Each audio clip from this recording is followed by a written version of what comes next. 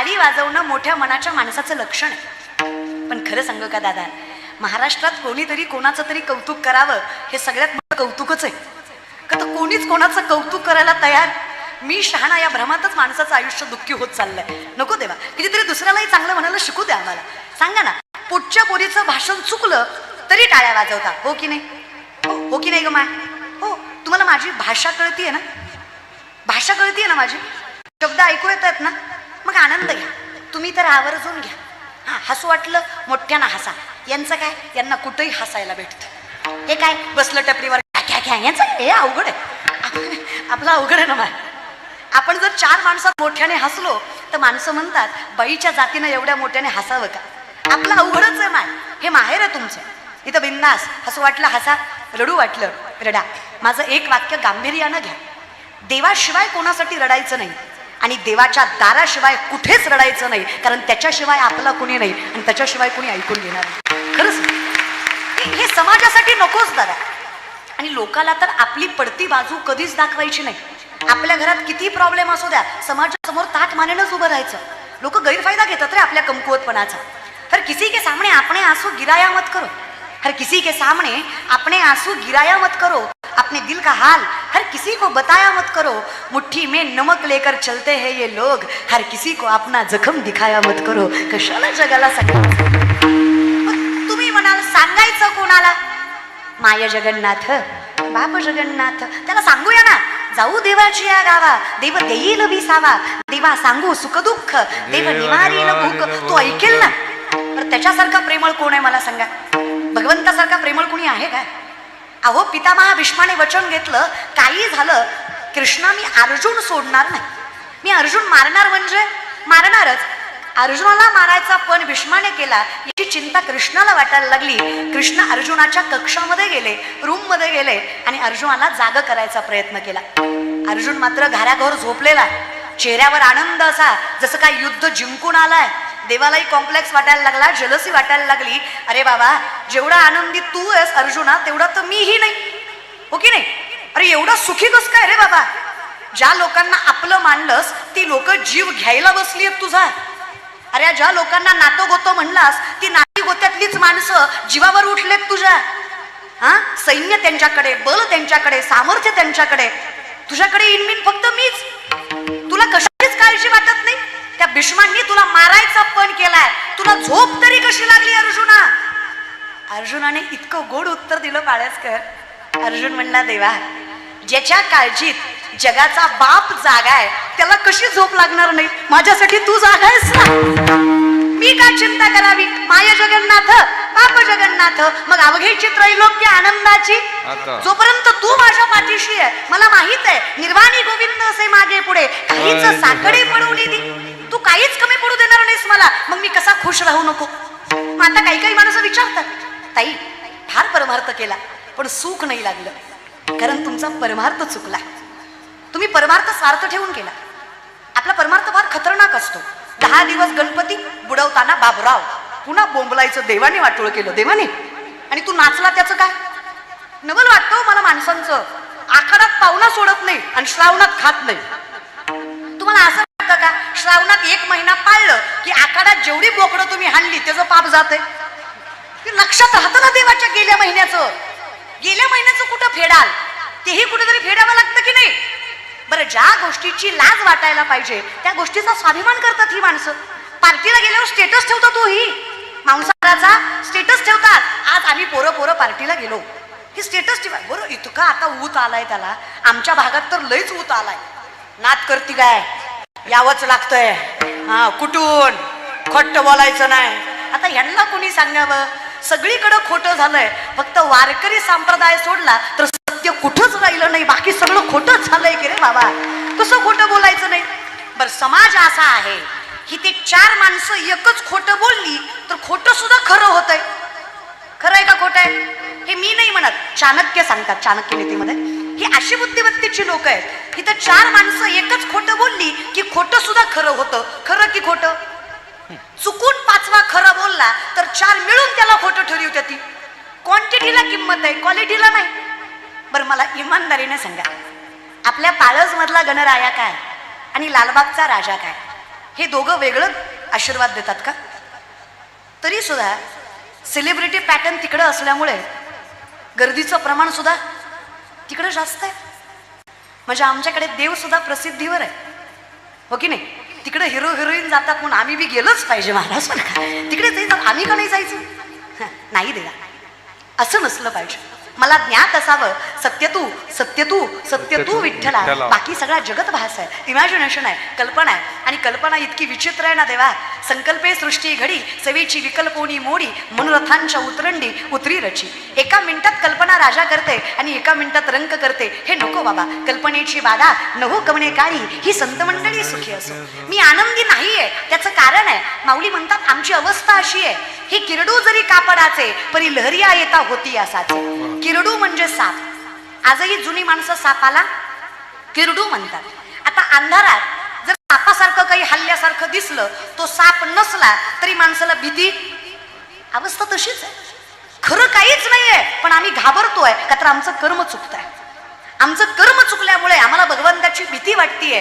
ज्या दिवशी आम्ही प्रामाणिक जगायला शिकू त्या दिवशी भगवंत आमच्या घराची चाकरी करेल हा विश्वास आम्हाला असेल. प्रामाणिक जगलं पाहिजे. काय प्रामाणिक राहिलंय मला सांगा? काही नाही. आपल्याकडे फक्त माझी गाडी, माझी म्हाडी, माझी दाढी, माझी बॉडी, माझ्याच बायकोची गोल गोल साडी, बस. गाव पेटलं तरी चालतंय तिकडं. आपल्याला काय प्रामाणिकपणा राहिलाय आपल्याकडे? काही नाही बघा दादा. देव देश धर्म आपण फक्त आपल्या स्वार्थासाठी वापरतोय. देवाचाही वापर आहे, देशाचाही वापर आहे आणि धर्माचाही वापरच आहे. नाही तर मला सांगा, जातीवर कुठं देव असतात का? आमच्याकडे देव सुद्धा जातीवर आहे. धनगराचा खंडोबा, उरल्या सरल्याचा विठोबा, तो बिचारा सगळ्याचाच आहे महाराज. तो काही म्हणत नाही उच्च नीच काही नेने भगवंत तिष्ठे भावभक्ती दे कोणी. अवघड झालं हो. तुम्हाला हे कुणी सांगा, गणराया तोच, विठ्ठलही तोच, रामही तोच, कृष्णही. आता नीट ऐका. तुम्ही बसलाय, मी उभी आहे. भेद आहे का व्यवस्था आहे? व्यवस्था आहे, मॅनेजमेंट आहे. तुम्हाला मी दिसावी, मला तुम्ही दिसावं म्हणून केलेली ही व्यवस्था आहे. यात काही कमी मोठेपणा आहे का? अगदीच तसं भगवंताचे 24च्या 24 अवतार ही भगवंतानं केलेली व्यवस्था आहे. त्याच्यात कुठल्याच प्रकारचा भेद नाही. हा श्रेष्ठ आणि हा कनिष्ठ असं देवात कधीच असू शकत नाही. पण आमची बुद्धिमत्ता अशीच आहे. आमचं पाप आहे ना की आम्हाला देव कळत नाही. काही माणसं म्हणतात निघालतो कीर्तनाला, गेलो नाही. काही म्हणतात गेलतो, गर्दी होती, बसलो नाही. काही म्हणतात बसलो होतो, मधनच आलो, पटलं नाही. काही म्हणतात शेवटपर्यंत बसलो, कळलंच नाही. चुकच नाही तुमच्या. तुमचे पाय कीर्तनाकडे वळत नाही, तुम्हाला कीर्तन कळत नाही. कीर्तनासारख्या धर्म मंडपात तुमचं मन सुखावत किंवा स्थिरावत नाही. खरंच मायबाप तुमचा दोष नाही.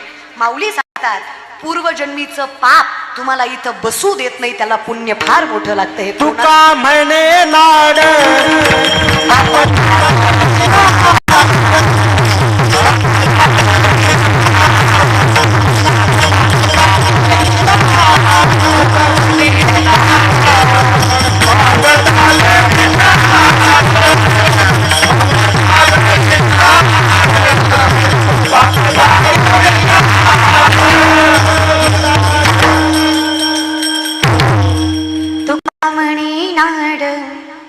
पाप ठाके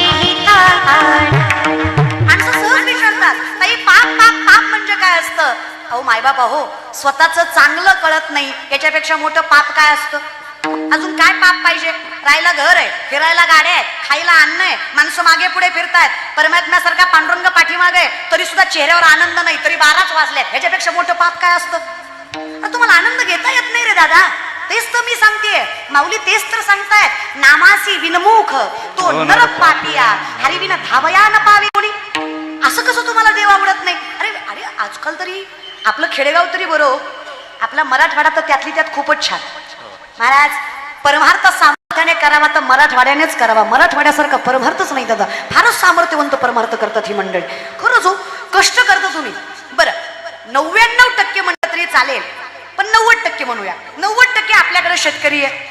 बाकी काही आपण फार मोठे व्यापारी, आपले काय गुंट्यावारी जमिनी इकल्या असंही आपलं काही हळदीवर कापसावर सोयाबीनवर चाललंय आपलं सगळं महाराज. बरं काय तर काय आपल्याकडे, पण तरी सुद्धा मोठं फार मन बघा आपलं.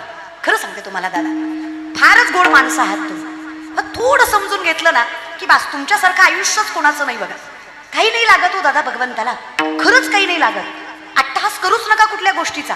आपलं काय झालंय माहित आहे का, आपला अंगाऱ्यावर विश्वास आहे पण बुक्यावर नाही. हे कळलं त्यालाच कळलं महाराज बरं का. आपण जसे प्रेमळ आहेत ना तसे थोडे असे साधे पण आहे.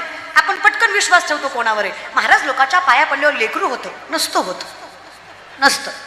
अशी जर महाराजांच्या पाया पडण्याने पोरं झाली असती, बायको काय बॉम्बलाई करायला लावली असती जगाला. ही प्रथा नसतील राहिली पाणीग्रहणाची. बरं भाषा माझी नाही हो दादा. नवसे कन्या पुत्र होती तरी का करणे लागे पती, हे मत आहे तुकोबारायांचं. बरं तुकोबाराय स्पष्ट म्हणतात, नेने फुंको कान नाही एकांतीचे ज्ञान. ज्या दिवशी कल्पना नाकाराल, असत्य नाकाराल, त्या दिवशी आनंद मिळणार आहे. ज्या दिवशी सत्य स्वीकाराल. बरं सत्य काय, देव माझा मी देवाचा, हीच माझी सत्य भाषा. बाकी खरं काहीच नाहीये. त्याला जवळ करायचा प्रयत्न करा. गणपतीचा भाव महत्वाचा आहे, त्याची सजावट नाही. गणपतीवर तुम्ही किती खर्च केलाय हे तुमच्या भावनेवर अवलंबून आहे. त्यात भावही असू द्या ना. बरं अशा धर्मात जन्माला आलो दादा, कौतुक वाटतं मला आपलं. खरंच दगडालाही देव करायची ताकद ज्या अवलादीत आहे ना त्याला हिंदू म्हणावं. अशा हिंदू धर्मात जन्माला आलो दादा, भाग्यवान माणसं आहे रे आपण. सांगा ना तुम्ही, त्या गणरायाला देव आपल्या भक्तिभावानेच केलं ना आपण. ही ताकद जर आपल्यात आहे तर काय हरकत आहे अवघेची त्रैलोक्य आनंदाची. आपण आनंद नाकारतोय कारण आपण असत्य स्वीकारतो. काही लागत नाही माय, काही नाही. मोठं मन लागतं. म्हणलं की नाही तुम्हाला, पोटच्या पोरीचं भाषण चुकलं तरी टाळ्या वाजवता. लक्षात आहे ना, तो विषय राहिला होता ना दादा, हे की नाही. पोटच्या पोरीचं भाषण चुकलं तरी टाळ्या वाजवता. बसलेले मायबाप, ज्या दिवशी पोटच्या पोरीत आणि व्यासपीठावरल्या पोरीत फरक वाटणार नाही, त्या दिवशी कीर्तन नाही कळलं तरी बप्पा भेटेल हा विश्वास मी तुम्हाला देते. फक्त नजर एवढी चांगली ठेवा. एवढा मोठ्या मनाचा स्वभाव ठेवला ना काहीच लागत नाही. पण हे मी नाही म्हणत, माझं ज्ञानोबाराय म्हणतात. शास्त्रवेद पाठ असले म्हणजे माझ्या नजरेत ज्ञानी नाही. लाखो वर्ष तपश्चर्या केली म्हणजे माझ्या नजरेत श्रेष्ठ भक्त नाही. माऊली म्हणतात, माझ्या नजरेत श्रेष्ठ भक्त आणि ज्ञानी कोण असेल, प्रत्येक कणात ज्याला परमात्म्याचं दर्शन होतं, माझ्या नजरेत तोच ज्ञानी आणि तोच भक्त श्रेष्ठ आहे, ज्याला समभाव दिसतो. हे समस्तही वासुदेव ऐसा प्रतितिरसाचा ओतीला भाव, तो भक्ता माझी राव आणि ज्ञानिया तोची. माऊली म्हणले तेच श्रेष्ठ भक्त आणि तोच ज्ञानी, ज्याला ज्ञात आहे सर्वा घटी राम देहा देही एक. कारण ह्या गणरायाचं 10 दिवसानं विसर्जन होईल, पण एकदा गणराया इथं बसवले की हे मात्र आपण गेल्याशिवाय जाणार. इथं बसवायचं आहे. हृदय मंदिरी शोधून पाहे देव आहे देव आहे. पण काय झालं, 4 पुस्तकं आम्ही जास्त वाचली आणि ज्ञानेश्वरीला कमी समजायला लागली. हो की नाही. आजकाल शिकलेल्या माणसांना विचारलं ना, अरे बाबा हायली एज्युकेटेड आहात, स्टँडर्ड मेंटेन करता, हाय क्लास लाईफस्टाईल आहे, श्रीमंत आहात, वेल सेटल्ड आहात, पण कधी ज्ञानेश्वरी वाचताना दिसला नाही. ती माणसं आपल्याला शिकवतात, I don't believe in God. Okay, हां, no issue. English is only language. 15 दिवस शिकलात तरी इंग्लिश येऊन जाईल तुम्हाला, पण 15 पिढ्या गेल्या तरी ज्ञानेश्वरी कळायचं सामर्थ्य येईलच, हे मात्र आम्ही सांगू शकत नाही दादा. इंग्लिशचं काय घेऊन बसला दादा, शास्त्रज्ञ वगैरे. अरे वेड्यांनो, या बल्बचा शोध 1806 साली पाश्चिमात्य संस्कृतीने वेस्टर्न कल्चरने लावला अशी शिक्षण पद्धती सांगते. आता या पद्धतीला हेही कुणीतरी सांगा, 750 वर्षापूर्वीचा काळ आहे. 16 वर्षाचे माझ्या ज्ञानेश्वर माऊली ज्ञानेश्वरीमध्ये सांगतात, उदकाचेनी आवेश प्रगटले तेज लखलखीत दिसे, तया विजू माझी असे सलील काही. उदक म्हणजे पाणी, आवेशे प्रेशर, पाण्याच्या दबावाने वीज निर्मिती होणार. हे 16 वर्षांच्या संत श्रेष्ठ ज्ञानेश्वर माऊलींनी 750 वर्षापूर्वी ज्ञानेश्वरी मध्ये सांगितलं. हे विज्ञान आम्हा वारकरी संप्रदायाला मिळालं. अजून काय भाग्य पाहिलं सांगा. चाचूचेनी सांडसे खंडी जपय पाणी राजहंसे, तुझं ज्ञान विज्ञान पैसे वाटोने देऊ. आम्ही तुम्हाला सांगू खरं काय खोटं काय, पण तुम्ही विश्वास ठेवला पाहिजे. तुमचा विश्वासाचा लय प्रॉब्लेम आहे. तुमच्याकडे घाई आहे.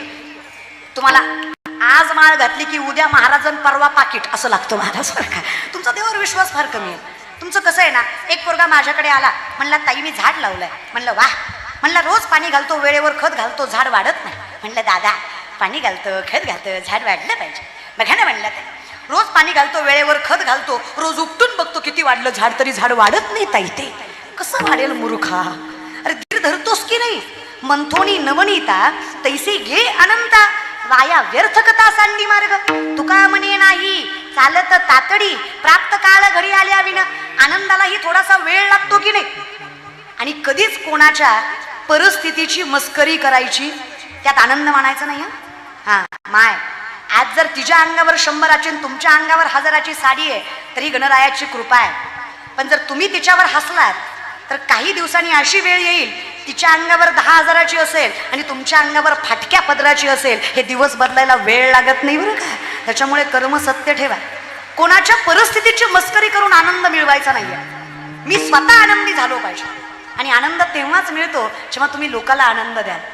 लोकांचं वाटोळं करून आनंद भेटत. लोक सहज म्हणतात ते नरकात गेलं की त्यात म्हण, हानत्यात म्हण, पोळीव त्यात म्हण, काप्यात म्हण.